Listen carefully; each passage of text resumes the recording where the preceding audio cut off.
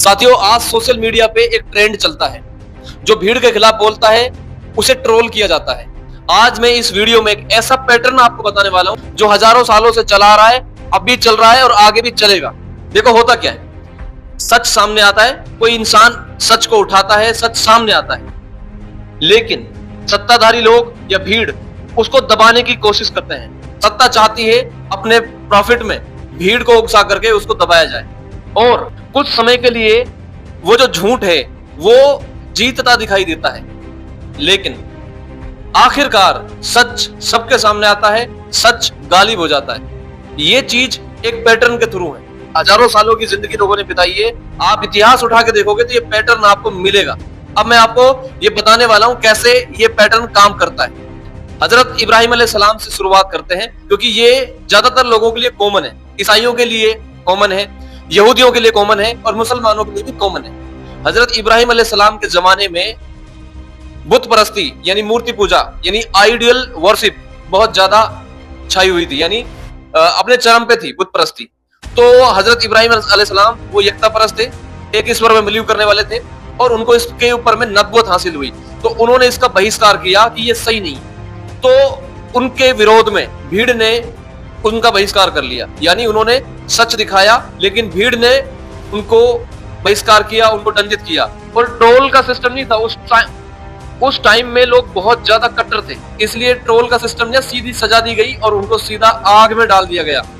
आप सोचो कि इस लेवल के कट्टर लोग थे कि जब उन्होंने किसी चीज को बताया तो उनको इस बात के ऊपर में आग में डाल दिया गया। लेकिन उनको गैप से मदद मिली, ऊपर वाले की तरफ से उनके लिए सपोर्ट मिली और वो आग से भी जिंदा निकले। कई तरीके से उसने अपनी शिक्षाओं से लोगों को ये साबित किया कि हमें एकता परस्त होना चाहिए। यानी यहाँ पे आप एक पैटर्न देखिए, उन्होंने सच बोला, विरोध हुआ, लेकिन बाद में वो सच, वो मैसेज पूरी दुनिया में फैल गया। अब इसी पैटर्न से जुड़ी हुई एक और बेहतरीन कड़ी है जो इतिहास में मौजूद है। हजरत यूसुफ अलैहिस्सलाम, इब्राहिम अलैहिस्सलाम की औलादों में आगे चल के यूसुफ अलैहिस्सलाम भी एक नबी हुए।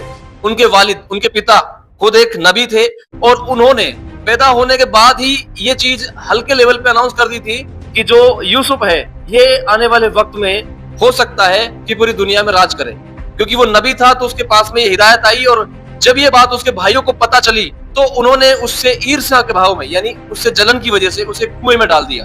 गैबी मदद उसको मिली, उसे कुएं से भी निकलने में मदद मिली। उसके बाद फिर वो मिस्र में गया।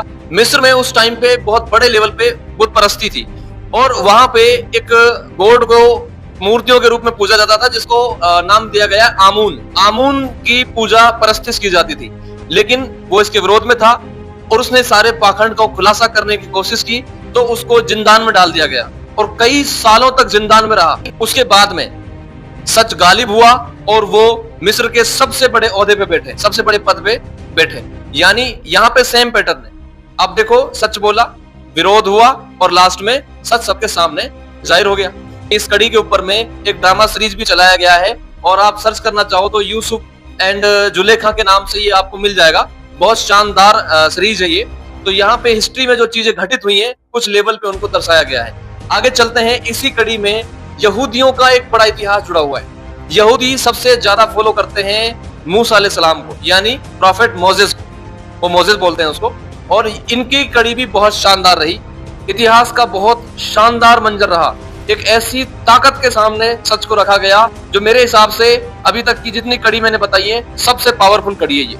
कारण कि इसमें इतिहास का वो बादशाह जिसके डर की वजह से, जिसके खौफ की वजह से, जिसकी पावर की वजह से लोगों ने उसे भगवान मानना शुरू कर दिया। वो अपने आप को भगवान मानता था, यानी गॉड मानता था, और लोग उसके डर की वजह से उसकी पूजा भी करते थे। लेकिन इस बड़ी पावर के सामने हजरत मूसा अलैहिस्सलाम यानी मोसेस ने आवाज उठाई, सच की आवाज उठाई, तो उनका बहुत बड़े लेवल पे विरोध हुआ। और जब लोग उसके साथ जुड़ने लगे तो फिरौन, इस पावरफुल ताकत का नाम था फिरौन, फिरौन का बहिष्कार किया हजरत मूसा अलैहिस्सलाम।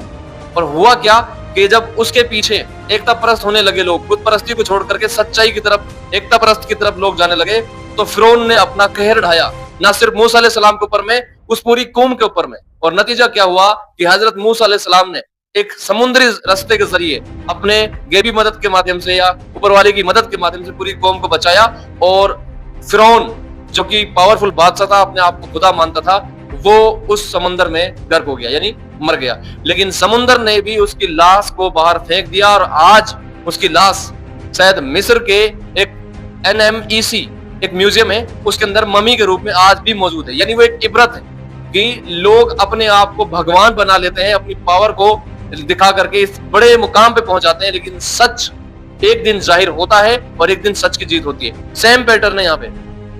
एक पावरफुल सिस्टम के खिलाफ एक बंदे ने आवाज उठाई, सच बताया, उसके बाद विरोध हुआ और उसके बाद सच गालिब हो गया। और इसी के आगे चलते प्रोसेस को देखें तो अब के सिस्टम से जुड़ा हुआ एक इतिहास का पन्ना अगर आप पढ़ने जाओ तो हजरत ईसा अलैहिस्सलाम यानी ईसाई जो धर्म है उसके जो मेन प्रॉफिट रहे हैं, ईसा मसीह या हजरत ईसा अलैहिस्सलाम, जीसस, ऐसे कई सारे नामों से उनको बुलाया जाता है। तो इनकी कड़ी को समझो, सेम पैटर्न है। यानी ईसाइयों की शुरुआत हुई हजरत ईसा अलैहिस्सलाम के बाद। ईसा अलैहिस्सलाम एक ऐसे नबी रहे जिनको गैबी मदद मिली ऊपर वाले की तरफ से, वो भी एकता परस्त थे और लोगों को रहमदिली की शिक्षा दी और उनकी शिक्षाओं से लोग प्रेरित हुए। और इनके खिलाफ में हजरत ईसा अलैहिस्सलाम के खिलाफ में रोमन साम्राज्य के शासक रहे और यहूदी भी इनके खिलाफ रहे। यानी अगर देखा जाए तो हजरत ईसा अलैहिस्सलाम की सबसे ज्यादा खिलाफत करने वाले जो लोग रहे वो रहे यहूदी। और यहूदियों ने हजरत ईसा अलैहिस्सलाम के खिलाफ ऐसी ऐसी चालें चली, ऐसी ऐसी योजनाएं बनाई उनको बर्बाद करने के लिए कि रोमन सम्राट जिनका नाम है एक रोमन सम्राट भी पूरी तरीके से यहूदी नहीं थे, वो भी अपने सम्राट की पूजा करते थे, यानी मूर्ति पूजा थी अपने सम्राट के रूप में, और साथ में यहूदी भी थे रोमन साम्राज्य में। उन दोनों ने मिलकर ईसा अलैहिस्सलाम की शिक्षाओं का विरोध किया क्योंकि वो लोगों को सच्चाई की तरफ ला रहे थे। तो उनका पाखंडवाद, उनका आडंबर सामने आ रहा था। लोगों को जैसे जैसे सच्चाई मालूम हो रही थी, लोग रोमन साम्राज्य के जो गलत नियम थे उनके खिलाफ हो रहे थे। तो उन्होंने सच बताया, लोगों को सही रास्ता दिखाया, उनका भी विरोध हुआ। और यहूदियों ने रोमन सम्राट के साथ प्लानिंग करके हजरत ईसा अलैहिस्सलाम को सूली पे चढ़वाया था। हालांकि कुरान के हवाले से देखा जाए तो उनकी मौत नहीं हुई, उनको कुदरत की तरफ से एक जिंदा उठा लिया गया। लेकिन जो रोमन सम्राट थे उनका ये मानना है कि उनको सूली दे दी गई है, यानी उनको खत्म किया गया ताकि उनकी शिक्षाओं को अंत कर दिया जाए। लेकिन यहाँ पे आप समझो, उन्होंने ना सिर्फ मूर्ति पूजा के खिलाफ शिक्षाएं दी, उन्होंने जो धर्म के नाम पे पाखंडवाद होता है उनके खिलाफ भी दी, रहमदिली की शिक्षाएं दी। और लोग यहूदी से ईसाई बनने लगे, रोमन से ईसाई बनने लगे, ये दोनों चीजें उनको खली, तो उनका विरोध किया गया और उनको सूली पे चढ़ाया गया। लेकिन उनके मरने के बाद भी, उनके इस दुनिया से रुखसत होने के बाद भी आप देखें कि उनकी शिक्षाएं चली और इस लेवल पे चली कि आप देखो कि उनके गुजरने के बाद भी आज पूरी दुनिया में सबसे बड़ा जो धर्म है वो ईसाई है। सबसे ज्यादा लोग ईसाई हैं। आप समझो कि जितना ज्यादा बहिष्कार होगा उतना ज्यादा जो है ना सच लोगों तक फैलेगा। उसके बाद में अगली कड़ी जोड़ते हैं हम हजरत मोहम्मद मुस्तफा सल्लल्लाहु अलैहि वसल्लम, यानी मुसलमानों के आखिरी पैगंबर और अल्लाह के रसूल। जब उनके पास नबूवत आई तो सेम मक्का में उनका विरोध हुआ, उनके अपनों ने विरोध किया, उनका मजाक बनाया गया, उनका विरोध किया गया, यहाँ तक कि उनके साथ इस लेवल पर अत्याचार किया गया कि उनको अपना शहर मक्का छोड़ना पड़ा। और उसके बाद भी उनकी शिक्षाएं जारी रही। और जिसको कुदरत की सपोर्ट मिलती है उसको इंसान नहीं रोक सकता, और अगर शख्सियत को रोक भी दिया जाएगा तो भी सच नहीं रुकेगा। सच एक टाइम बाद लोगों तक पहुंचेगा ही पहुंचेगा। और आज इस्लाम पूरी दुनिया में फैलता जा रहा है। बात समझे, ये एकता परस्ती का मैसेज है, एक पैटर्न काम करता है इसके पीछे, ये कुदरती पैटर्न है। जब किसी समाज में बुराई फैलती है तो एक सच सामने आता है, चाहे वो मैसेंजर के रूप में आए, चाहे पैगंबर के रूप में आए। एक मैसेंजर या एक पैगंबर आया, लोगों ने उसका विरोध किया और उसके बाद में उसका सच या मैसेज पूरी दुनिया में फैल गया, गालिब हो गया और आखिरकार लोग उस पे चलने लगे। तो ऐसा होता है।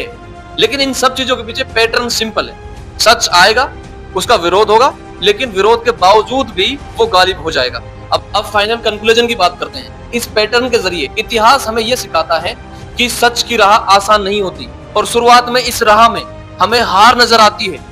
जो लोग ईमानदारी से और इंसानियत से आगे बढ़ते रहते हैं वो लोग आने वाले वक्त में इतिहास बदलते हैं।